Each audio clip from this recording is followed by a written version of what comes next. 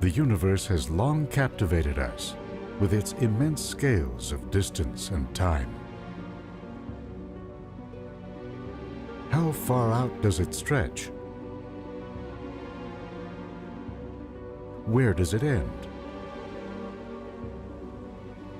And what lies beyond the star fields and the streams of galaxies that extend as far as telescopes can see? These questions are beginning to yield to a series of extraordinary new lines of investigation and to technologies that are letting us peer not only into the most distant realms of the cosmos, but at the behavior of matter and energy on the smallest of scales.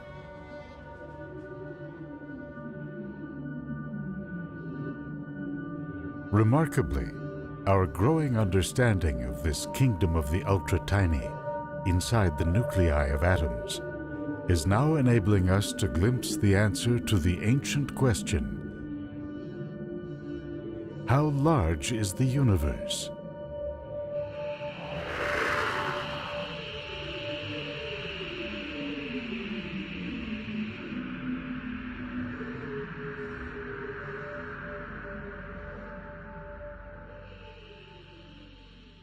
In ancient times, most observers saw the stars as a sphere surrounding the Earth and as the home of deities.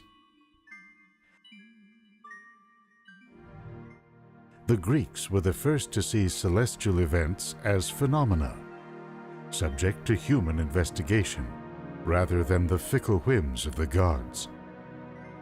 One philosopher and sky watcher named Anaxagoras suggested that meteors are made of materials found on Earth, and therefore might have even come from the Earth.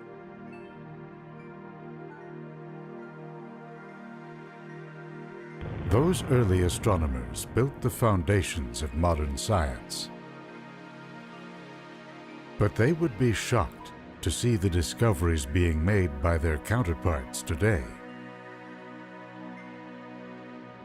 The stars and planets that once harbored the gods are now seen as infinitesimal parts of a vast scaffolding of matter and energy that extends far out into space.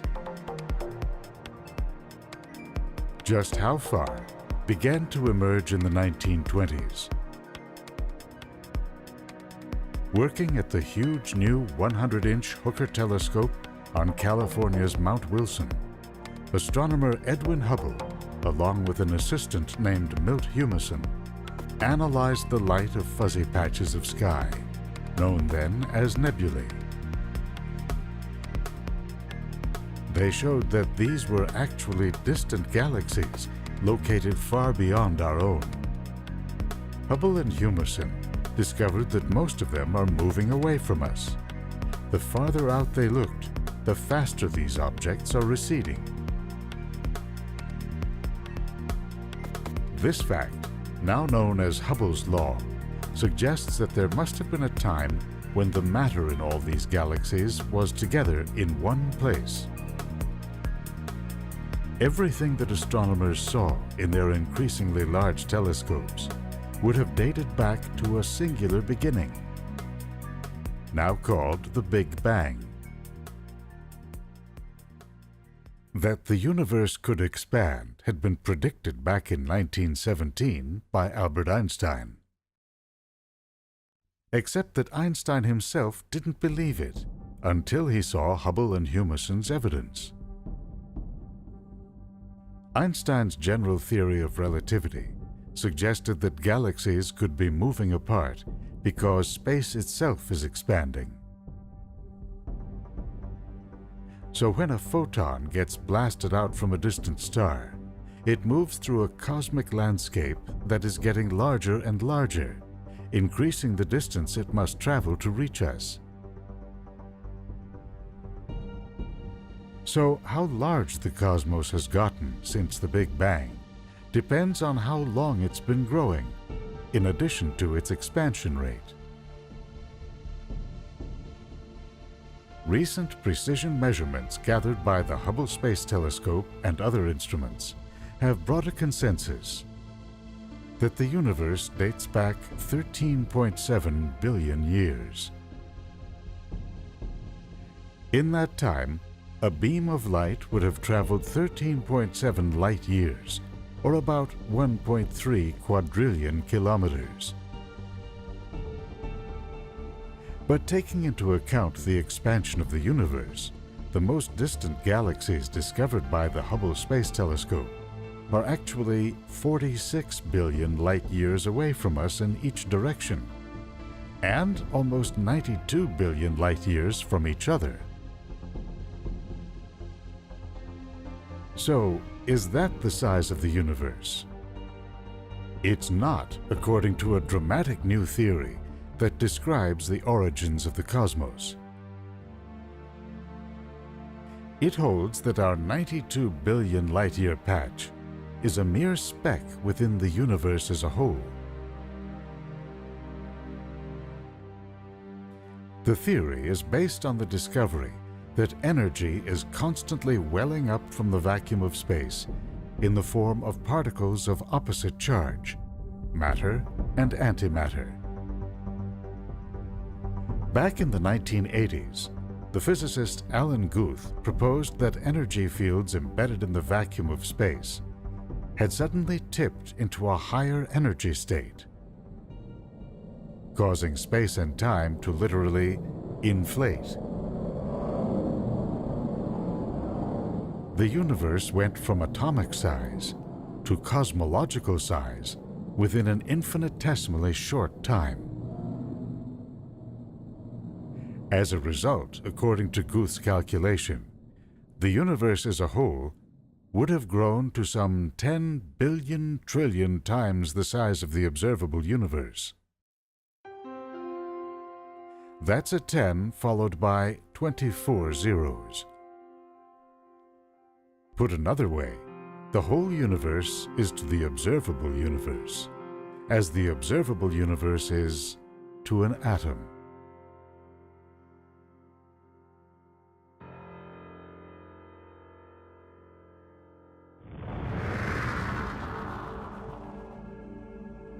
The incredible fury of cosmic inflation helps explain the immense size and smoothness of the universe. But to succeed, the theory must also account for how the universe produced what we see around us. All those stars and galaxies and clusters of galaxies, and ultimately, us. Scientists are now attempting to piece together the chain of events that launched our universe in its earliest moments by generating what you might call a little bang. At the Brookhaven National Lab in New York State, they are blasting gold atoms in opposite directions down tunnels almost 2.5 miles long. When these atoms reach velocities just short of the speed of light, they are sent into a violent collision. A fireball erupts, reaching a temperature exceeding 2 trillion degrees centigrade. As far as we know, the last time anything in our universe was that hot was about 1/1,000,000th of a second after its birth. What interests the scientists is the splatter of subatomic particles, a superhot soup of quarks and gluons that theory says gave rise to matter as we know it. In initial tests, this quark-gluon plasma has shown a crucial property: extremely low viscosity or resistance to flow. Scientists call it a perfect liquid. To grasp its importance, we go back to those primordial energy fields that the theory says spawned the Big Bang. The thinking is that those fields contain tiny fluctuations that were blown up to huge size during inflation. In the ultra-dense quark-gluon mix, These fluctuations generated pressure waves, or ripples. As the universe evolved, these ripples gave rise to variations in the density of matter. Amazingly, the imprint of those primordial ripples is out there today, in a faint signal discovered accidentally back in the 1960s. Working for the Bell Telephone Company, physicists Arno Penzias and Robert Wilson had built a giant horn-shaped antenna. But wherever they pointed, the contraption picked up excessive noise in the microwave portion of the electromagnetic spectrum. That noise turned out to match a prediction made years earlier, that in the wake of the Big Bang, the universe was filled with a cloud of extremely hot gas that scattered all light. As the universe cooled, the cloud dissipated. Light then shone through. Over time, the spectral signature of this light would have shifted as the universe expanded and cooled to what Penzias and Wilson detected. What they'd heard was the echo of the Big Bang.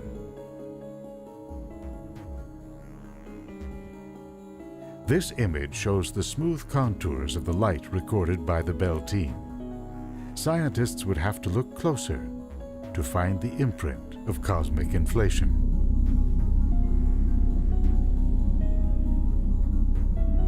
The Space Shuttle Discovery lifted the Hubble Space Telescope into orbit on April 24, 1990, in one of the most important scientific milestones of our time. Another launch, arguably just as important, took place 5 months earlier. The Cosmic Observation Background Explorer, COBE for short, was sent up to take a harder look at the microwave radiation discovered by Penzias and Wilson. The results came out 2.5 years later. The light of the early universe contained a pattern of hot and cold spots.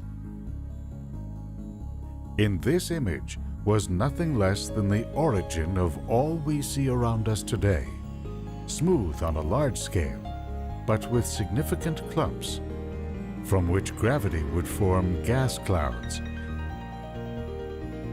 then stars and galaxies. With this cosmic template in hand, astronomers set out to discover how the patterns and dimensions of the universe evolved over time. In an age of computer-controlled telescopes and automated observing, astronomers could now launch huge international collaborations with the goal of mapping a large fraction of the universe in 3 dimensions.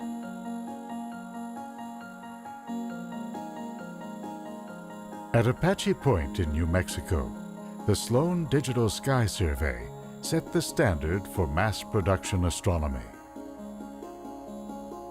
A series of steel plates are drilled with holes that exactly match the location of galaxies in the night sky. After plugging fiber optic sensors into the holes, the plates capture the light of hundreds of galaxies per night. From that light, the astronomers calculate their distances from Earth.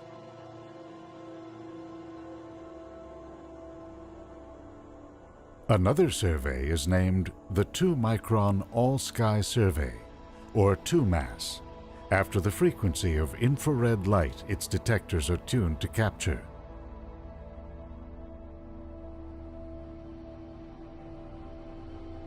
In this image, the 2MASS data covers a region 60 million light-years across. The local group of galaxies, including the Milky Way, are in the center. This is our intergalactic neighborhood. Jump further out to a region about 200 million light-years across. Our location is linked to the densely packed Virgo supercluster, the nearest intergalactic city. You can see the full breadth of our local region of the universe. Galaxies line up in walls and arcs. Beyond them are sparsely populated voids, the rural cosmic countryside.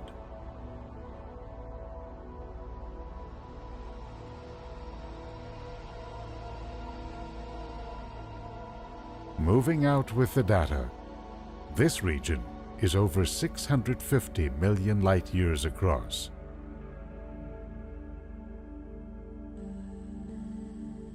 Then almost 2 billion.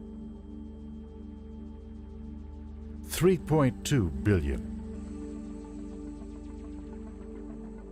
And finally, out to a region 6.5 billion light-years from end to end, the cosmic continent.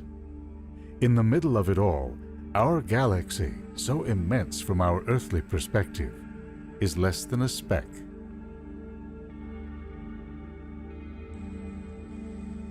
The two-mass study, the Sloan Digital Sky Survey, and the 2-degree field in Australia have extended our maps to a quarter of the way back to the beginning of the universe.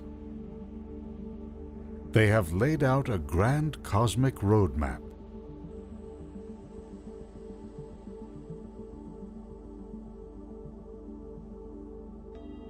COBE's successor, the Wilkinson Microwave Anisotropy Probe, or WMAP, was launched to scan the early universe for the fine-scale origins of this cosmic atlas. WMAP traveled beyond any interference from Earth to a position balanced between the Earth and the Sun. There, for 2 years, its detectors took in the pristine light of deep space. This is what WMAP saw. Tiny-scale structures that inflation would have laid out at the very birth of the cosmos. And a pattern consistent with the filaments and voids that had evolved in the universe at large. Scientists are poring over the WMAP data for clues to the true dimensions of the universe. One group, for example, looked for repeating patterns that could be evidence of pressure waves that ricocheted through the hot gas of early times. They saw none, which implies that the universe had grown so large during inflation that such waves could not cross it. Then they did the math and reported that the entire universe must have a minimum diameter of 78 billion light-years. So what is its maximum size? And what's beyond that? We will never know for sure what lies beyond our visual horizon, but astronomers are turning up some surprising hints in the universe they can see. To ancient observers, the universe was made of 5 classical elements: earth, water, air, fire, and a 5th, quintessence, or space. Aristotle believed the stars, unchanging and incorruptible, were made of this 5th element. Today, we are finding that space, in fact, has a character of its own. Astronomers have calculated the gravitational pull needed to bind stars as they orbit a galaxy, or galaxies as they orbit a cluster of galaxies. They have found that there is simply nowhere near enough visible matter there to hold these structures together. The missing ingredient, its identity still unknown, they call dark matter. In supercomputer simulations of cosmic evolution, dark matter is added in to supply the gravitational tug needed to form the web pattern of filaments and walls, voids and dense clusters we see in the universe at large. But something else appears to be happening on these large scales. Astronomers have been making refined measurements of the cosmic expansion rate. They wanted to know if gravity was slowing down the pace at which the universe is growing. The markers they used, type 1a supernovae, are thought to burn at uniform intensities throughout the universe. By measuring changes in the brightness of these so-called standard candles at various distances, the researchers can spot changes in the cosmic expansion rate. To their surprise, the data showed that the universe as a whole is not only expanding, it's actually accelerating outward. The culprit is thought to be energy welling up from the vacuum of space, similar to what occurred in the early moments of the Big Bang, causing cosmic inflation. By emerging in minute quantities everywhere, it is pushing space outward across the whole universe.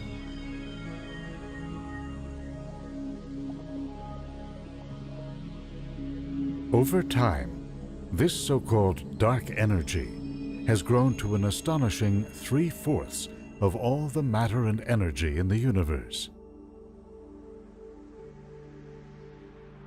With data like this pointing to an underlying dynamic within our universe, some scientists are thinking of the cosmos in far broader terms than ever before.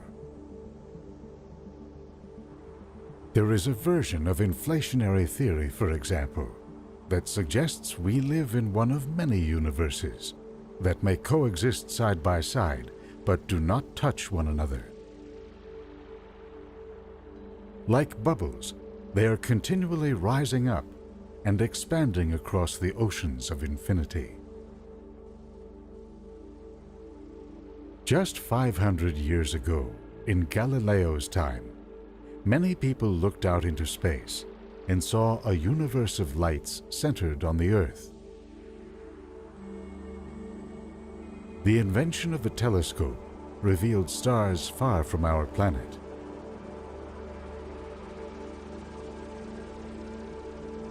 Then galaxies, clusters of galaxies, and beyond them, vast walls and filaments of matter.